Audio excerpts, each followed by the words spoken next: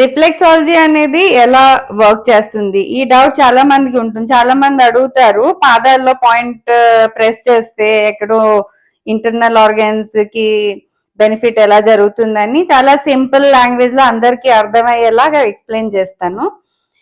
So ఇప్పుడు మన ఇంట్లో ఒక లైట్ ఉంది, ఆ లైట్ ని ఆన్ చేయాలంటే మనం వెళ్ళి లైట్ ని పట్టుకోము, మన స్విచ్ ఆన్ చేస్తాము, స్విచ్ ఆన్ చేస్తే లైట్ ఆన్ అవుతుంది.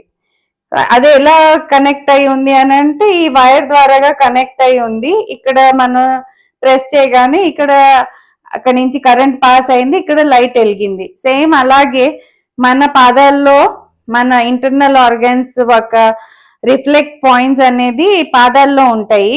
ఆ పాదాల్లో పాయింట్స్ ప్రెస్ చేసినప్పుడు నర్వ్స్ ద్వారా లేకపోతే ఎనర్జీ పాత్వేస్ ద్వారా ఆ సప్లై అనేది మన ఇంటర్నల్ ఆర్గన్స్ కి వెళ్తుంది.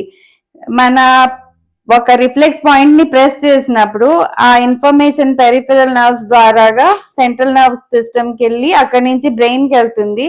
ఆ బ్రెయిన్ ఆ ఇన్ఫర్మేషన్ ని ప్రాసెస్ చేసి ఆ రిలేటెడ్ ఆర్గన్స్ కి ఎలాంటి కాంపోనెంట్స్ అవసరమో అవన్నీ సప్లై ఇస్తుంది.